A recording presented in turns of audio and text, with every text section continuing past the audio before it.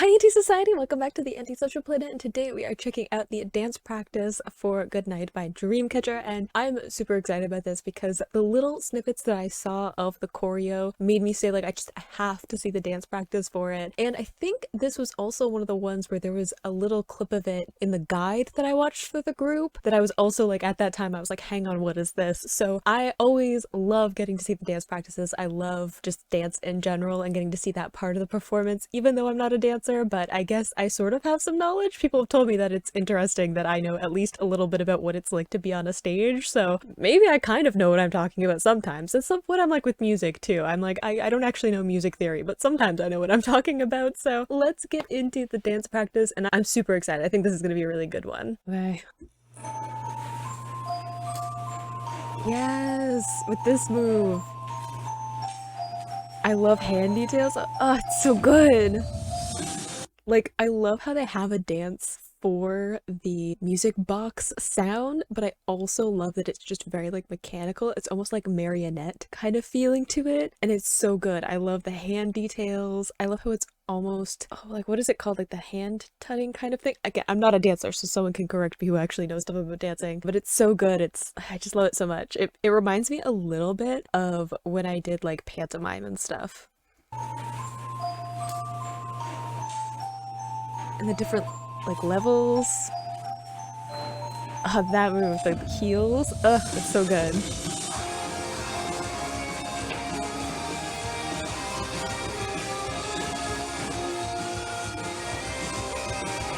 And just like you can see like the difference between those like marionette moves and then when they actually get into the more like rock sounds where it's more like hard hitting and there's more fluidity to it. Ugh, I love the storytelling.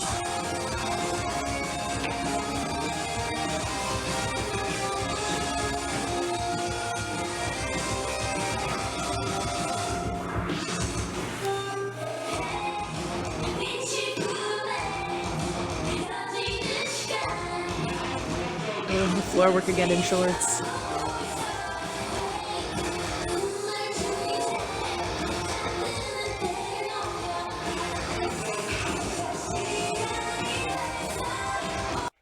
They have lots of really good movements of like them. So whoever's in the center and the people around them will be doing like a different move from each other, and then they'll sync up. Like the person in the middle's choreo will match up with it, and then they'll switch again into them doing different things. I love that way of one giving focus to the center, but then maintaining that coherence between the group. And it's just a great way of like getting attention from the audience again, right? Because the moment that they sync up, you are paying attention again, right? It's reestablishing that attention while they're performing. I love it.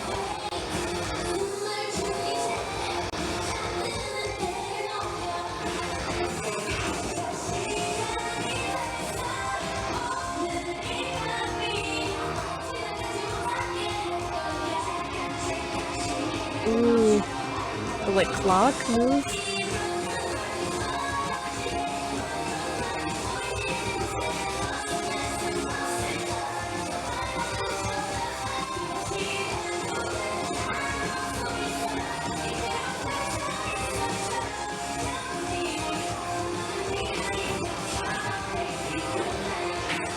Oh, okay, like one thing I love is that when the chorus came in, they had almost this like stutter to the run movement, which is not what I would have expected. I wouldn't have expected them to slow down those movements given the production and also that it's the chorus. You kind of expect that burst of movement, but I love the contrast of those like slower, more controlled movements. There were also a few little moves in there that I think that they did in the beginning too, but not as mechanical this time. So I love how they're kind of carrying some of that through the rest of the choreo, or they like specifically chose moves for that little starting part that were from the overall choreo. So it's almost like a preview of what's going to be in it. I love that.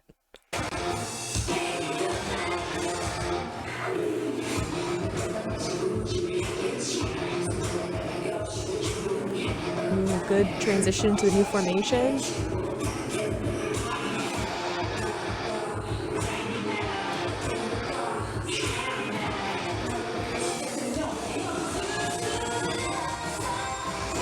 I will say one thing that I've noticed with Dreamcatcher's choreo specifically is that they're really good about trading off when someone is doing like an ad lib or something. When there are two parts going at the same time, they're very, very good at making sure that attention still goes to whoever's doing the ad lib, because I feel like a lot of the time that kind of sinks into the background, and sometimes I get mad about it because when the choreo doesn't like highlight who's doing the ad lib, if it's like a live performance and someone's doing something really cool with this ad lib, the camera's never on them and no one ever looks at them, so no one sees them doing that ad lib live, and it frustrates me because I'm like, I want to see the fact that they're doing it live. Like, it's so impressive that they're doing these other vocals in the backing, and I get that we want the person who's doing the main vocal to be like front and center and be the focus, but I just love that one thing that I've noticed with Dreamcatcher is they're so good about having someone be the focus, and sometimes it's just that everyone else is doing like a move and then that one person who's doing like an ad lib is like doing something else, or they're on like a different level, or we had there where Dami moved out of the way and we had Handong getting to do her part. I love that they're so good about making sure that they highlight who's doing that, because it doesn't happen all of the time.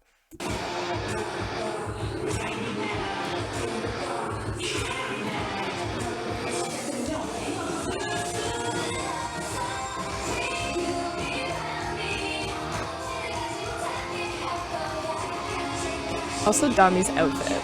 Where do I get one? I love that. I wouldn't expect the slowdown.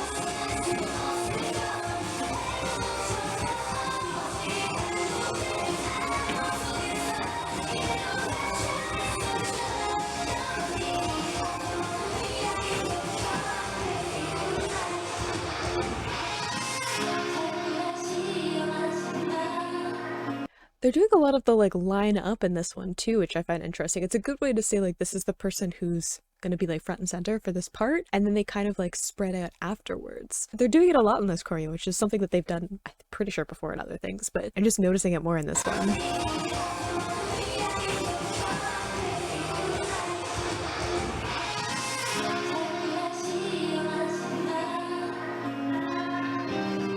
Guyan getting to be the lucky one with the knee-high socks.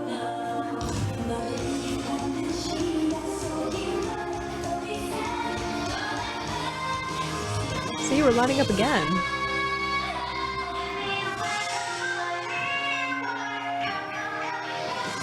Oh, I love that movement, that like exaggerated kind of swaying. Not only is it kind of like hypnotizing, but to me it looks like a pendulum, so they can be keeping time as you think of like in music, but also the old like clocks, like analog clocks, where they have the pendulum that rocks back and forth. Again, going back to that like mechanical, almost like clockwork feeling that they had at the beginning, and it works great with the way that the music breaks down. And it's such a like, it's a big movement, it takes up lots of space, but there isn't like a ton of energy that you need to put into it. So it's a great way of fitting with that breakdown in the choreo, and also like giving everybody a breath. When you're this far into the choreo, everybody needs a little bit of a breath, okay? I say that as somebody who's done choreo on stage. The moments where you're just allowed to breathe, very, very important.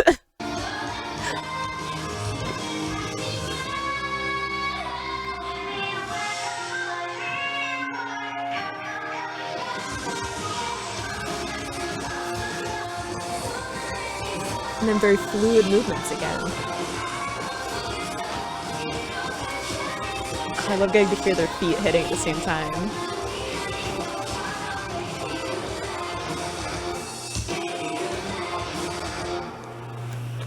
Oh! I love the like blowing the kiss at the end, like it's almost like kiss goodnight, right? Oh, I love that. I'm like so used to just adoring the choreo that they do, but there's so many little bits and pieces to it, and I'm mostly excited that I'm starting to pick out like certain like stylistic choices, which is partly because of the choreographers that like work on the choreo for them, but it's also like in the specific members themselves. I'm gonna pick up more and more of it, and it just like excites me to like know that I'm picking up on things, because that's how I know I've made it, you know? But I loved getting to see the little mechanical touches that they put where it's almost like a marionette, which fits so well with the music. I think the beginning part is just like so intricate and like jarring for the beginning of the song that it just sticks out so much. Like, I don't know if it is from like a technical level more complicated, but because it's so contrasting to what you think of when you normally see choreo and like the rest of the choreo, it just stands out so much. And I love that. I love how they really leaned in to the fact that it had like this music box feeling to it, and almost like had these like clockwork mechanical feeling to them really brought me back to doing like pantomime and stuff like that. And I love how they had these moments where they were doing different things and they would sync up again, and just so many good things in their choreo, and I love getting to see them every time. So I hope you enjoyed watching that along with me. You can click this place to go and see my previous reactions, or you can subscribe so next time I post a Dreamcatcher reaction, and I will see you in the next video. Bye!